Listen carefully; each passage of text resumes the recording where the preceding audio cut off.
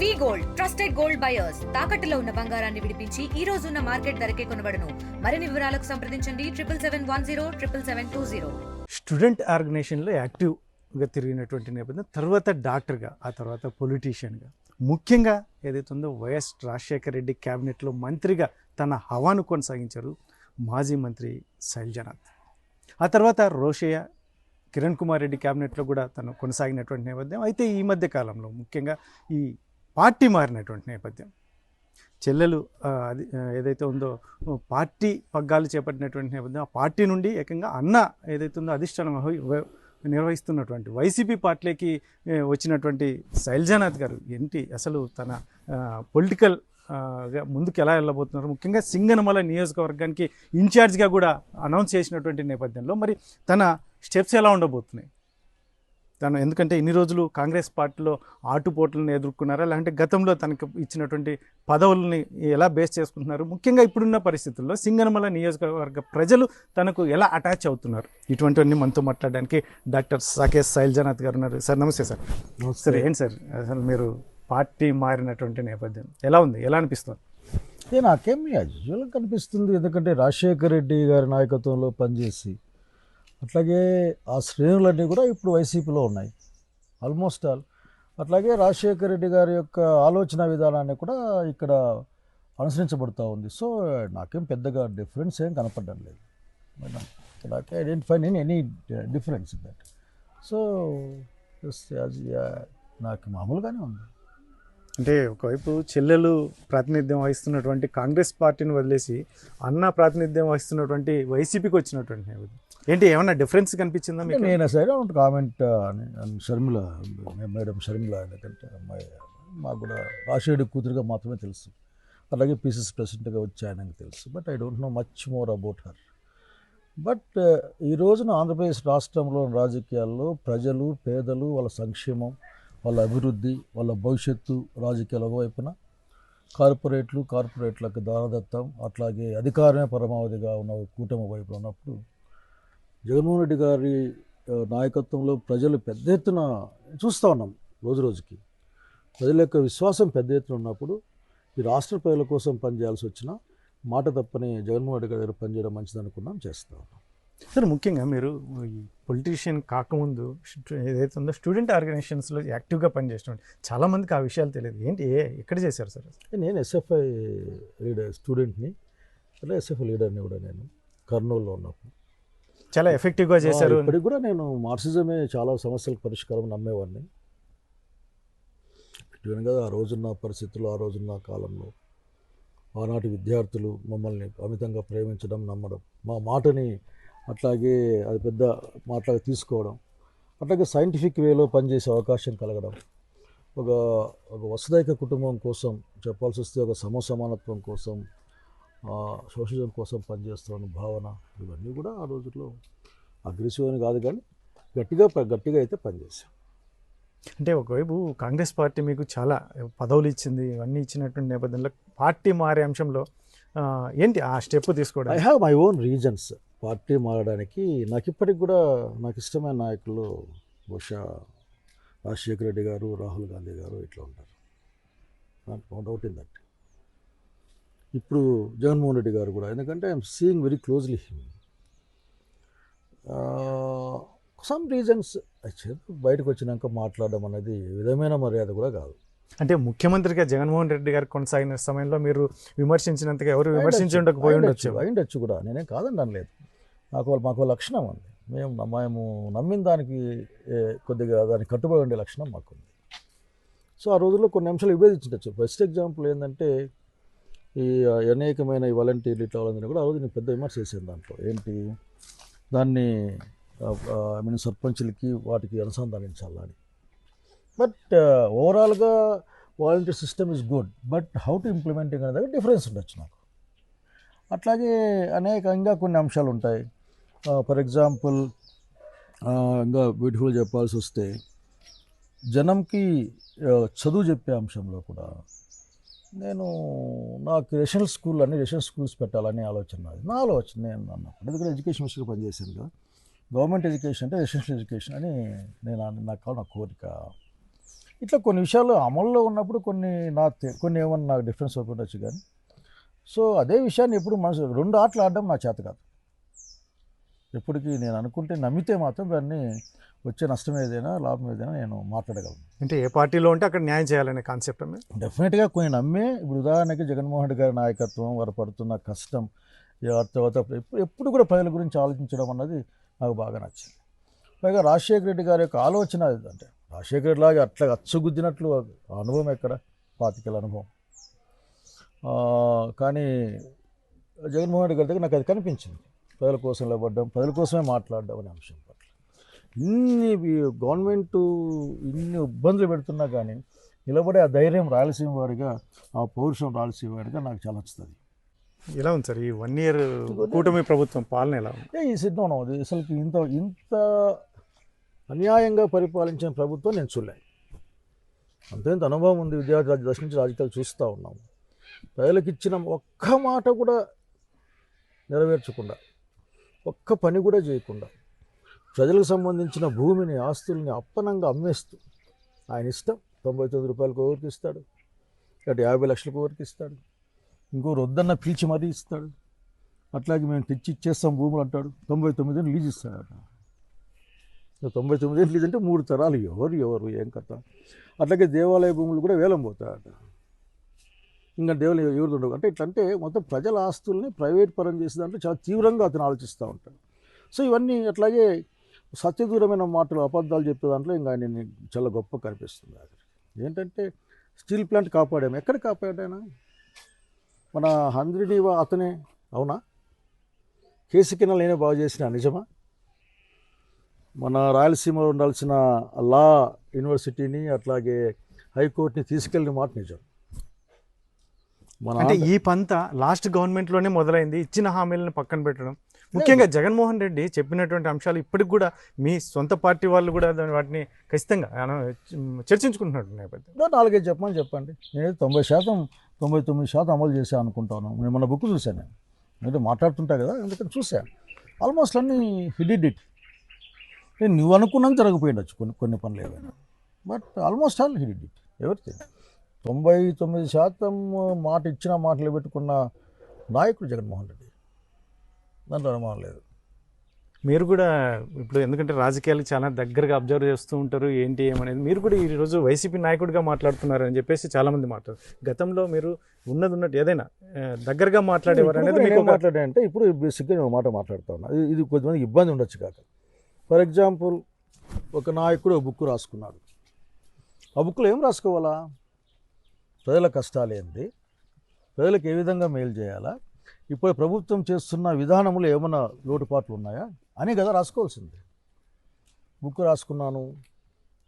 ఈ బుక్ చూస్తేనే ఒకరికి గుండెపోటు వచ్చింది, ఒకరికి బాత్రూంలో జారి పడి కాలి చెయ్యి ఇరిగింది, ఇంకొక సో తప్పింది.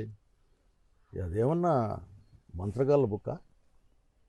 మామూలుగా పాతకాలంలో చేతబల్ల గీతబల్ల అంటుండే అట్లా ఏమన్నా దాంట్లో ఉందా? గత ప్రభుత్వంలో జరిగిన ఉదాహరణకి ఎడ్యుకేషన్ సిస్టంలో గత ప్రభుత్వంలో ఏం పొరపాటు జరిగింది, మేమెట్లా రెక్టిఫై చేస్తాం అదిగా చెప్పాల్సింది. 10th క్లాస్ పరీక్షలు చూసాం కదా.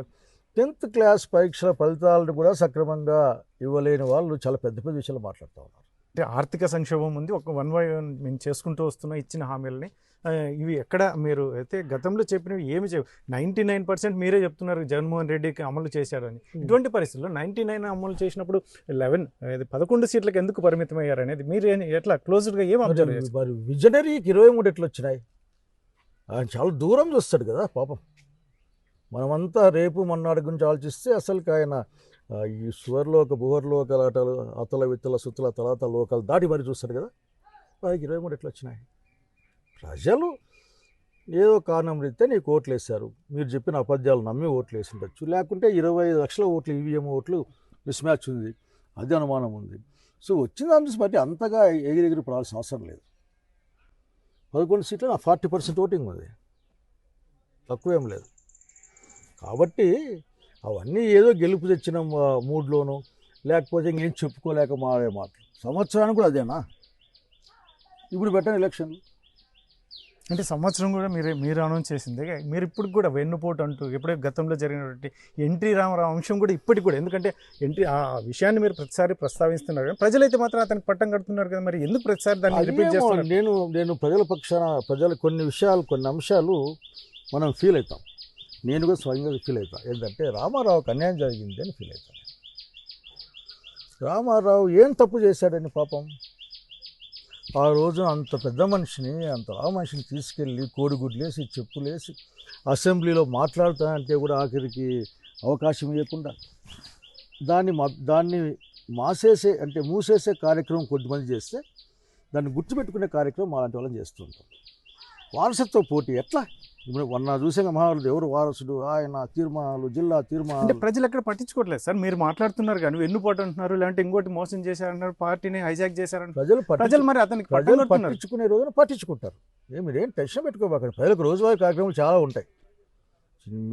చాలా కార్యక్రమాలు మాట్లాడించడం మన కార్యక్రమం ఇప్పుడు అయితే అట్లా కానీ చాలా ఉంటాయి. మా పక్కన మా మోహన్ ఉన్నాడు, మరి మాట్లాడుతూ ఉంటే ఆయన సిద్ధం చేసుకుంటూ ఉన్నాడు. కానీ ప్రజలకు అంత చాలా పనులు ఉన్నాయి వాళ్ళకి. వాళ్ళు ఆ టైం వచ్చిన రోజు నాకు చూపిస్తారు. ఆ టైం ఎప్పుడు వస్తుందని వెయిట్ చేయాలంతే. ప్రతి దానికి ఒక టైం పేరు ఉంటుంది. ఇప్పుడు వారసత్వం సమస్య వచ్చినప్పుడు నేను అడుగుతా ఉంటే మాటే, ఎవరు వారసులు మీకు? పోనీ రామారావుకి అంత అన్యాయం చేసి అతని మానసిక క్షోభ, చావుకి పరోక్షంగా మీరే కారణమైపోయి ఈ రోజున మీరు అతనికి పోతేనే దండేసి అతని పాట పెట్టి చివరికి ఆర్టిఫిషియల్ ఇంటెలిజెన్స్ ద్వారా ఒక బొమ్మను కూడా తెచ్చి మళ్ళీ మాట్లాడించుకునే ప్రయత్నం చేసి ఇవన్నీ ఏం మాట్లాడతాం? సో నేను ఫీల్ అంశం అది.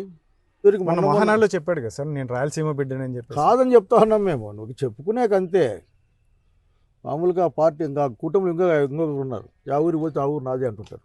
అట్లా నేను ఆ ఊరిని చెప్పుకునే ప్రయత్నం. కానీ మరి మా ఆంధ్రప్రదేశ్, మా అనంత ప్రగతి గ్రామీణ బ్యాంక్ కడప, దాన్ని ఆంధ్రప్రదేశ్ ప్రగతి గ్రామీణ బ్యాంక్ మార్చి ఆడబెట్టచ్చు కదా.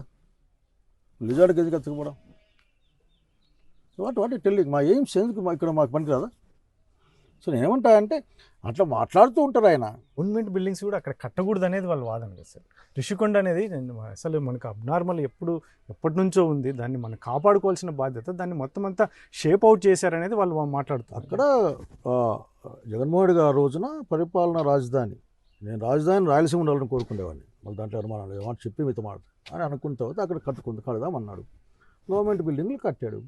మరి 30 అడుగులకే నీళ్లు పడి ఇప్పటికి కూడా గునాదుల్లోనే ఉండి కునారిల్లే చేపలు పట్టుకునే ప్రాంతాల్లో రాజధాని కడతా అంటున్నాడు కదా.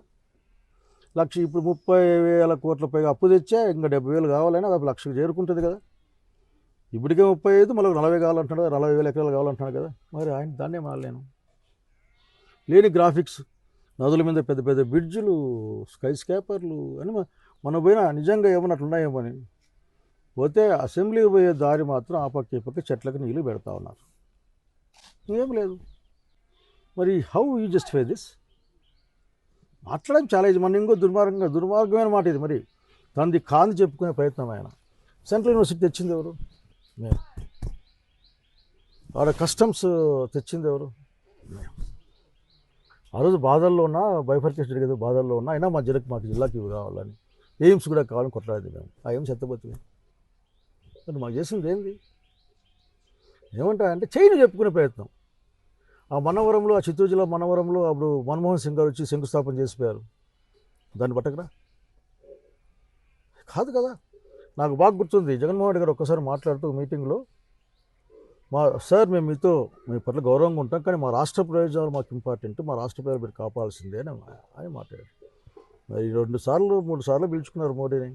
ఒక్కరోజైనా ఈ రాష్ట్రం గురించి మాట్లాడారా? నువ్వు ఇంద్రుడివి, చంద్రుడి, దేవేంద్రుడు, నువ్వు చూస్తే కాలిపోతుంది, నువ్వు చూస్తే పేలిపోతుంది, ఈ మాట తప్పని సేవలు ఉన్నాయా? నాకు పర్సనల్ ఇంటర్వ్యూ ఇచ్చారు, నా ఇంటికి పిలిచారు, ఇవేనా మాట్లాడినాయి?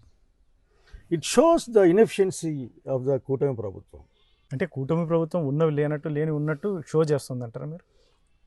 ఉన్నవి లేవని సమస్యలు, లేని ఉన్నట్లు, అసలు ఉన్నవి లేట్లనే మాట పెద్ద మాట, లేని ఉన్నట్లు చూపించే ప్రయత్నం.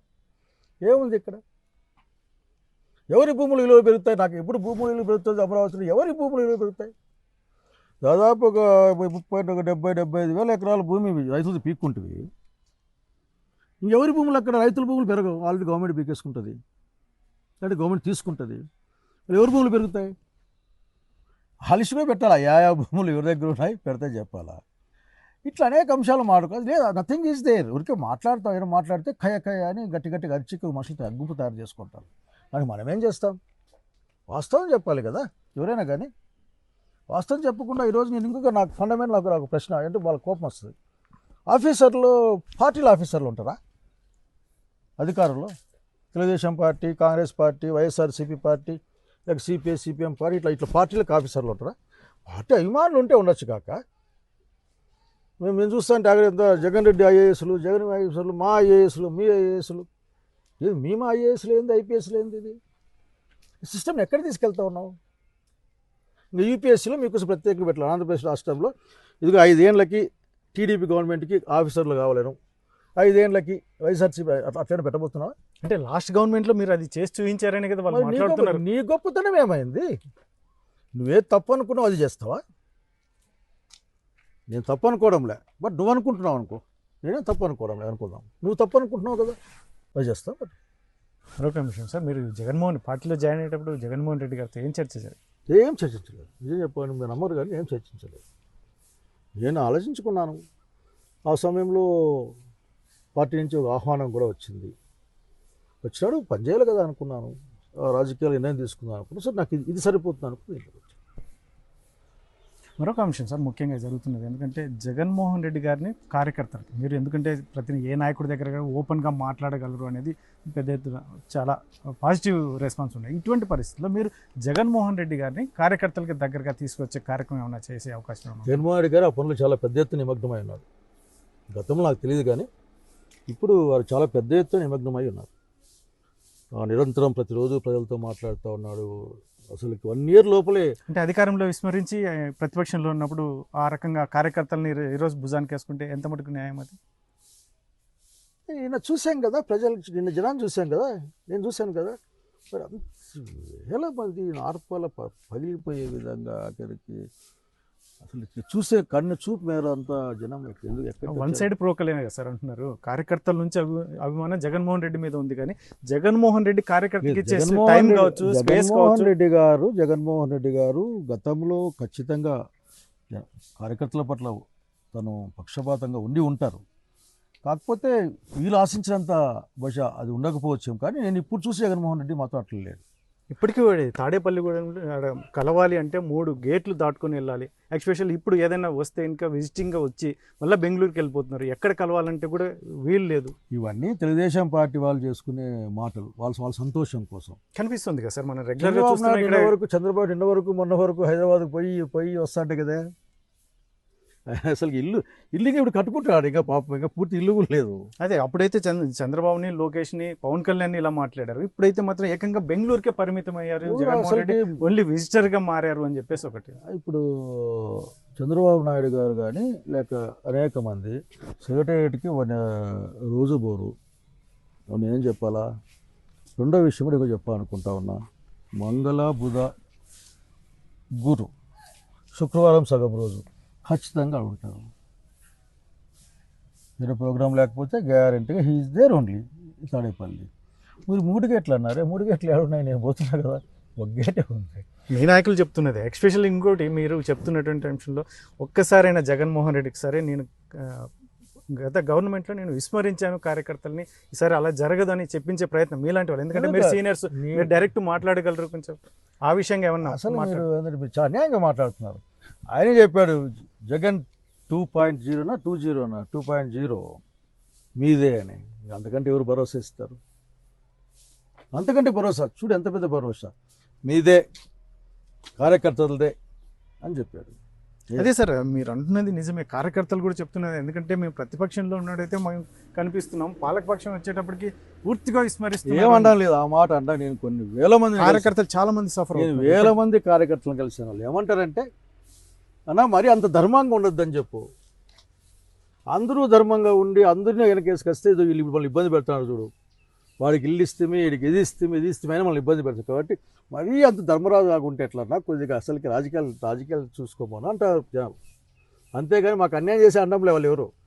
వాళ్ళు చెప్పే మాట ఏంటంటే, ఆయన్ని మరి అంత ధర్మరాజులాగా ధర్మబద్ధంగా ఉంటే మనం ఏం చేస్తామన్నా కొద్దిగా కార్యకర్తల పక్కన చూడమని చెప్పండి. నేను చెప్తున్నా అక్కడికి మరి పాలకుడు ధర్మ పరిపాలకుడే ఉండాలి. పాలకునికి అసలుకి దాన్ని ఏమంటారు, పక్షపాతం ఉండకూడదు, నిరపేక్షత ఉండాలి. అవన్నీ మనం ఎక్స్పెక్ట్ చేస్తాం, కానీ పక్షపాతం ఉండకూడదు. రాజశేఖర్ కొడుకు అతను. అదే కదా సార్ కంపారిజన్ చేస్తున్నారు, రాజశేఖర రెడ్డి లాగా కాబట్టి లేరు అనేదే కదా comparison. రాజశేఖర్ ఒక విషయాన్ని ఆలోచించాలి,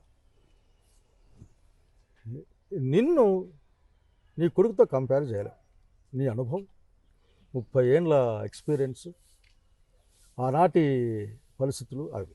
ఈరోజు జగన్మోహన్ రెడ్డి గారు కరెక్ట్గా ఉన్నారు. ఇంకొద్దిగా ప్రజల కోసం పనిచేయడం దాంట్లో మరింత గొప్పగా ఉంటారని ప్రజలు ఆశిస్తూ ఉన్నారు. కానీ ఇప్పటికైనా ప్రజల కోసం ఎక్కువ చేస్తూ ఉన్నారు. 1 సంవత్సరం లోపలే ఇంత కష్టపడుతున్నారు. ఎవరైనా చంద్రబాబు నాయుడు వచ్చి ఓడిపోయినాక ఎన్నాళ్ళకి వచ్చాడు? నన్ను ఎందుకు ఓడించినారు అని ఆక్రోశం పడ్డాడు తప్ప నేను ఓడించదగ్గవని కాదు. కానీ 2 ఏళ్ళు దాదాపు 1.5 years 2 years అసలు కనపడలే కదా. మరి ఏమాలి? రాష్ట్ర ప్రజలను గాలికి వదిలేసి ఆయన విశ్రాంతి తీసుకుంటున్నావా నేనేమైనా అనే అంత ఓపిక నాకు లేదు. ఎందుకంటే కరెక్ట్ కాదు, అది అతని తత్వం, మనమేం చేస్తాం దానికి. కాబట్టి వచ్చే కాలం కానీ నడిచే కాలం కానీ కార్యకర్తలదే. అది నేను చెప్పడం కాదు, జగన్మోహన్ రెడ్డి పలుమార్లు పలు వేదికలపై చెప్పిన మాట. ఒకటి చాలా ఘాటుగా అనిపించవచ్చు మీకు. ఒక విషయం అయితే ఎవరి కాళ్ళకి వాళ్ళు దండం పెట్టుకొని దీర్ఘాయుష్మాన్ భవ అనుకోవడం కాదు. అతను మనం గతంలో ప్రభుత్వంలో ఉన్నప్పుడు ఏం చేశాం, ఇప్పుడు విమర్శిస్తున్నటువంటి నేపథ్యం, కంపారిజన్ అనేది ఎక్కడ లేదు అనేది ఒకటి. కంపారిటివ్ స్టడీ అనేది ఎవరికి ఆల్రెడీ ఫైనల్ రిజల్ట్స్ రాసేసుకొని ఫైనల్ కామెంట్ రాసుకొని దానికి సినిమా నిర్మించే వాళ్ళకే, లేక నిజ వాస్తవాలను దృష్టిలో పెట్టుకొని మాట్లాడేదానికి ఆఖరికి ఎవరి కాళ్ళకు వాళ్ళు దండ పెట్టుకునే ప్రభుత్వం అనుకుంటా ఉన్నాను. ఈ ప్రభుత్వం నిన్నటికి ఒక ఆయన ఏదో టపాకులు కాల్చండి, పసుపులు జల్లుకొని పిలిపించాడు. ఎవరు జల్లుకున్నారు, ఎవరు కాల్చారు? నువ్వు అనాలనా? ఇప్పుడు నీకేంది లేదు, నీ పార్టీలో వాడు ఎవరు అనాలా? నేనేమైనా ఆఫీసుల దగ్గర ఏముంది, ఒక 50,000 ఎక్కువ ఉంటే పెద్దగా కాల్చేయచ్చు. అగ్గిపుల్లే కదా అంటించు దానికి. అక్కడికి ఆ పటాకులు తగ్గడవ కాలుతా అంటే వీడియో తీసుకోవచ్చు. అదే పెద్ద విషయం అంటే ఎట్లా? ఇది ఎక్కడ సార్ ఈక్వేషన్స్? ఎందుకంటే జగన్మోహన్ రెడ్డి గారు చెప్తున్నారు, ఎందుకంటే సంవత్సరం అయిపోయింది, 3 ఏళ్ళు, అందులో గవర్నమెంట్ కూడా ఉండకపోవచ్చు, మధ్యలోనే ఇది కావచ్చు, మనం ఖచ్చితంగా మనమే రాబోతున్నాం అని చెప్పేసి ఈ రకమైన ఏదైతే ఉందో యాక్టివిటీస్ ఏమి చేయకుండా ముఖ్యంగా ఏదైతే బెంగళూరుకే పరిమితం అవుతున్నట్టు అదే ఇది అబద్ధం మాట. నువ్వు వెనక్కి తీసుకోవాలి. ఎందుకంటే మీ కార్యకర్తలు మాట్లాడడం నువ్వు వాస్తవం కదా. ఇప్పుడు హీఈస్ వర్కింగ్ ఆర్ ఈ స్టేయింగ్ అట్ తాడేపల్లిలో అయినా మంగళ బుధ గురు హాఫ్ డే శుక్రవారం దాకా అక్కడ ఉంటున్నారు. 3.5 days మంగళ బుధ గురు శుక్ర 3.5 days అక్కడ ఉంటున్నారు. మరి లేరు అక్కడ, అసలుకి దొరకలేదు. నువ్వురా తీసుకెళ్తా నేను, నీకు అనుమానం ఉంటే జనానికి తెలియజేయ. మీలాంటి వాళ్ళకి అందుబాటులో ఉంటున్నారు సార్. సామాన్య కష్టపడిన వాళ్ళకి, కేసులు ఫేస్ చేసిన వాళ్ళకి, డబ్బులు ఖర్చు పెట్టుకున్న వాళ్ళకి అందుబాటులో లేడు అనేది మేము కాదు అక్కడ ఉండేది. అంతా సామాన్య కార్యకర్తలే మమ్మల్ని నెట్టేస్తారు ఆఖరికి. ఈ క్వశ్చన్ తెలుసు, మేము పక్కన పడతాం, ఎందుకంటే పోర్లేరు అంత సీన్. వీళ్ళు చెప్పే మాటలు అంతే. జగన్మోహన్ నోట్లో, ఎందుకంటే ఇది ప్రతిసారి ఎందుకు మెన్షన్ చేస్తున్నాం అంటే మీలాంటి వాళ్ళు జగన్మోహన్ రెడ్డి దృష్టికి తీసుకెళ్తారు ఖచ్చితంగా. ఎందుకంటే మీరు ఓపెన్ గా స్ట్రైట్ గా మాట్లాడతారు. Well aware about that. ఆయన ఇప్పుడు మమ్మల్ని మధ్యలో అలాంటి వాళ్ళు మధ్యలో ఏం లేము. మేము కూడా మిగతా వాళ్ళతో పాటుగా క్యూలో నిలబడే పరిస్థితి. మీకు ఇంకా మేము ఎప్పుడు చాలా ప్రత్యేకమైన టైంలో మాత్రమే asking some time and go and talk తప్పనిస్తే మామూలు టైంలో మేము కూడా అసలు మమ్మల్ని నెట్టేస్తుంటారు, పక్క తీసాను అంటుంటారు. అక్కడ అవడానికి పక్కపోతుంటాం. కాబట్టి మీరు అట్లా ఫీల్ అవుతున్నారేమో. అది అతని పైన సాగించే ఒక దుష్ప్రచారం, ఒక వ్యక్తిత్వ హననం అది. ఇప్పుడు జగన్మోహన్ రెడ్డి గారు ఒక తేలిక మాటతో ఎవరిని పిలిచడం నేను చూడలేదు. నాకు ఎమ్మెల్యే కాకముందు తెలుసు, నాకు ఇప్పుడు తెలుసు. అతను ఎవరినైనా అన్న అనే పిలుస్తాడు. నిన్ను కూడా ఏం పోయినావు అనుకో, ఏం నాయుడు గారు బాగున్నారా అంటాడు. లేదంటే ఇంకా ప్రేమ ఎక్కువైతే వాట్ గ్రేట్ అని మాట్లాడతాడు. లేదంటే అన్నా అని మాట్లాడతాడు. అతను చాలా ప్రేమగా మనుషుల పట్ల ఉంటాడు. అంతేకాదు అతను చాలా సెన్సిటివ్. అతను అది తెలియకునే అతనికి ప్రసాదమి అతను చెప్పులు ఇప్పి తీసుకుంటాడు. ఊరికి ఇవ్వరు టెస్ట్ సేపు తిరుపతి రెడ్డి అన్న అని చెప్పి అది చెప్పులు ఇప్పి తీసుకుంటాడు. అంటే అసలు తెలియకునే అది చెప్పులు ఇప్పేస్తాడు. ఏదన్నా మా పెళ్లి రోజు అన్నా బాగుండమ్మా అంటాడు. ఎంతకంటే ఇక నాయకుడు yes definitely no doubt. Jaganmohan Reddy ఈ 4 సంవత్సరాల్లో చంద్రబాబు నాయుడు, జగన్మోహన్ రెడ్డి లేకుండా చంద్రబాబు నాయుడు అసలు ఈ రాష్ట్రాన్ని ఇప్పటికీ చాలా అమ్మేసి ఉండేవాడు. బహుశా అందరినీ కూడా అమ్మిండేవాడేమో. వైసీపీ లీడర్గా మారిపోయారు అనుకున్నా. కాంగ్రెస్ లీడర్గా శైలజనాథ్ మాట్లాడే విధానం, స్టైల్ వేరు, ఆ యాంగిల్ వేరు. శైలనాథ్ ఎప్పుడు కూడా ఏమంటారు, ఉదాహరణకి నువ్వు నన్ను తిరుపతి రెడ్డి పైన ప్రశ్న వేసావనుకో, నేను స్పష్టంగా నా విధానం ఎవరెట్లో నేను ప్రకటిస్తాను, ఎస్, ఇది నా లైన్ అని చెప్తాను. లేదు ఆర్ఎస్ఎస్ పైన నాకు ప్రశ్న వేసావనుకో, ఏమాత్రం లైన్ తప్పకుండా అసలుకి నేను బీజేపీని ఆర్ఎస్ఎస్ని వ్యతిరేకిస్తానని చెప్తాను.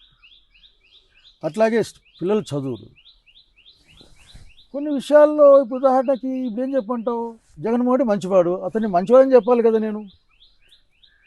అట్లాగే జగన్మోహన్ రెడ్డి పార్టీ చాలా పనులు చేసింది గత ప్రభుత్వంలో. దాదాపు ప్రతి సంవత్సరం ప్రతి నెల డబ్బులు ఇచ్చింది. ఈ ప్రభుత్వం 70,000 కోట్ల రూపాయలు అప్పు ఎగ్గొట్టింది కదా జనానికి. 70,000 కోట్లు నువ్వు దాచిపెట్టుకున్నావని చెప్పాలనా నేను, లేకపోతే నువ్వు భలే దాచిపెట్టినావు 70,000 కోట్లు అని చెప్పాలనా? నువ్వు చెప్పు. గత గవర్నమెంట్ కూడా టైం తీసుకున్న తర్వాతనే ఈ ఏవైతే ఉన్నాయో సంవత్సరం అయిపోయినే. అప్పుడప్పుడు ఆయన బహిరంగ సభలో సంపద ఎట్లా సృష్టిస్తారు నాకు చెప్పండి, నేను పంచుతాను ఇంటే మనం విన్నాము కదా, విన్నామా లేదా? మీరు కూడా చూపించారు. కాబట్టి అధికారం వచ్చినాక ప్రజల పట్ల తేలిక భావం వచ్చేస్తుంది చంద్రబాబు నాయుడు గారికి. చంద్రబాబు నాయుడు గారిని ఎవరో నడిపిస్తూ ఉన్నారు, లేదంటే ఎవరో సంబడి ఈజ్ పుషింగ్, మ్యానిపులేట్ చేస్తున్నారంట అని ఆ పదం నేను కరెక్ట్ కాదు. అతను somebody is doing something behind him. ఎవరో అదృశ్య శక్తి కనపడుతుంటారు వాళ్ళు ఎవరికన్నా, కానీ నాకైతే కనపడకపోవచ్చు. కానీ that is not what I saw in previously. Not today Chandrababu Naidu. ప్రీవియస్కి ఇప్పటికి నేను చూశాను కదా, అప్పుడు అబ్బాయి ఏంది ఎంత ఫాస్ట్గా ఉండేవాడు, ఆఫీసులను సస్పెండ్ చేసేవాడు, అది చేసేవాడు. ఇప్పుడు 47 గురించి మాట్లాడుతున్నాడు. ఏమైనా ఉందా చెప్పు, నువ్వు చెప్పు, న్యాయం చెప్పు. 80 ఏళ్ళ మనిషి, విజన్ టార్గెట్ పెట్టుకోవాలనేది కాన్సెప్ట్. 2022 29 చూస్తుంది కదా, మళ్ళీ 47. ఇప్పుడు వైసీపీ ఇన్ఛార్జిగా సింగనమలకు వచ్చినట్టు ఎట్లా ఉంది ప్రజల వైపు నుంచి మద్దతు? నన్ను సింగనమల నియోజకవర్గం వ్యక్తిగా నా పట్ల ఎప్పుడు అపారమైన ప్రేమ కలిగి ఉంటుంది. చాలా ప్రేమ, అంటే చాలా ఇష్టం. అట్లాగే వాళ్ళకి వాళ్ళే 2-3 పేర్లు పెట్టుకుంటారు నా మీద. అసలుకి మాట చెప్పినా అంటే ఏమైనా సరే ఆ పని చేస్తారా మనిషి, తప్పడు మాట తప్ప, ఎట్లా రకరకాల ప్రేమ ఉంటాడు. కాబట్టి కొద్ది కోపం కూడా ఉంటుంది అని చెప్పుకుంటారు. కానీ ఓవరాల్గా చేసేటప్పుడు అన్ని ఊర్లకు ప్రేమ, పార్టీలకు అతీతంగా. మరి అది కూడా ఈ పార్టీ ఆ పార్టీ అని కాదు. శిలనాథ్ పోతున్న వచ్చిన అడుగురు గ్రామం లేకంటే అన్ని పార్టీల వాళ్ళు ప్రేమగానే మాట్లాడు. పాలిటిక్స్ నేను ఆ మాత్రం క్లారిటీ ఉండేవాడిని. పాలిటిక్స్ కానీ కాన్స్టిట్యున్సీ వరకు మాత్రం, ముఖ్యంగా ఎల్లనూరు పుట్లూరు గ్రామాలకు వెళ్ళండి, వాళ్ళు చాలా చాలా ప్రేమగా చూస్తారు. మామూలు ప్రేమ కూడా కాదు. అక్కడికి నేను పొరపాటు ఏమైనా మాట్లాడకుండా అంటే గుర్తుపడి పోయానుకో, ఏంపా అప్పుడే మర్చిపోయినావా అంటారు అక్కడ ఎదురుగానే. కాబట్టి they are loving me, I'm also loving them. మీ దగ్గర నియోజకవర్గ ప్రజలకు ఇంటిమసీ బాగా క్లోజ్గా ఉందంట.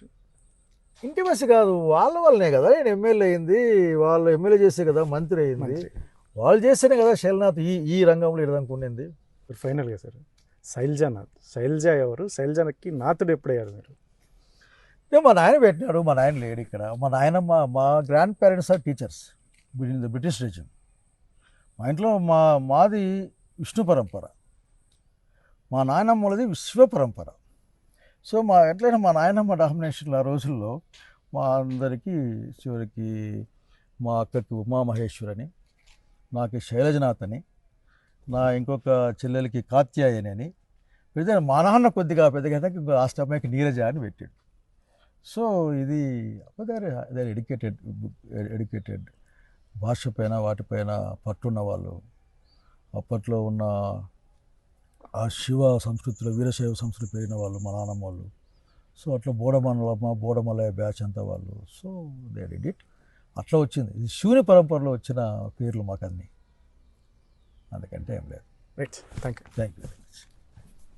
ఇది మాజీ మంత్రి, ప్రస్తుత వైసీపీ సింగనమల ఇన్ఛార్జ్ శైలజనాథ్ చెప్తున్నటువంటి విషయం. మొత్తం మీద అయితే మాత్రం ఈ జగన్మోహన్ రెడ్డి ప్రజలకు అందుబాటులో ఉండే వ్యక్తి అని, అందులో ముఖ్యంగా గతంలో ఈ పార్టీలు ఇతర పార్టీలు ఒక బదనాం చేసే విధంగా జగన్మోహన్ రెడ్డిపై కార్యకర్తలకు గ్యాప్ వచ్చే విధంగా వ్యవహరిస్తున్నటువంటి నేపథ్యం ఆయన చాలా సౌమ్యుడు, చాలా మర్యాదగా ఉంటాడు, చాలా మందితో చాలా క్లోజ్గా ఉంటాడు అని చెప్పి ఒకవైపు చెప్తూనే ముఖ్యంగా జగన్మోహన్ రెడ్డి ఏదైతే ఉందో ప్రజల కోసం ఆలోచన చేసే నిరంతరం వ్యక్తి. ఇటువంటి పరిస్థితుల్లోనే నేను చాలా విషయాలు, చాలా అంశాలను నేను కూలంకషంగా చర్చించుకున్న తర్వాతే పార్టీలోకి వచ్చినటువంటి నేపథ్యం ఒకవైపు చెప్తూనే, మరోవైపు చంద్రబాబు నాయుడు గతంలో మాదిరి ఇప్పుడు ముఖ్యమంత్రిగా వ్యవహరించడం లేదు. గతంలో చూసాం కాబట్టి ఇప్పుడు ఏదో అతనికి తెలియకుండా ఏదో అదృశ్య శక్తి అతన్ని ఆడిస్తుంది అన్నట్టుగా ఒకవైపు మాట్లాడుతున్నటువంటి నేపథ్యంలో ముఖ్యంగా ఏదైతే ఉందో అనంతపురం జిల్లాకు సంబంధించి సింగనమల నియోజకవర్గంలో తనకు ఏదైతే ఉందో చాలా అమితంగా ప్రేమించే వాళ్ళు నాకు ఉన్నారు. అది ఉండడమే వారి ఇచ్చిన చలువ వల్లనే నేను ఎమ్మెల్యేను, మంత్రిని అయ్యాను. రాబోయే కాలంలో కూడా సింగనమల నియోజకవర్గ ప్రజల కోసం నేను శాయశక్తిలా కృషి చేస్తాను అని చెప్పేసి మాజీ మంత్రి చెప్తున్నటువంటి నేపథ్యం. ఇండియా పాకిస్తాన్ తాజా అప్డేట్స్ కోసం డౌన్లోడ్ చేసుకోండి RTV లైవ్ యాప్.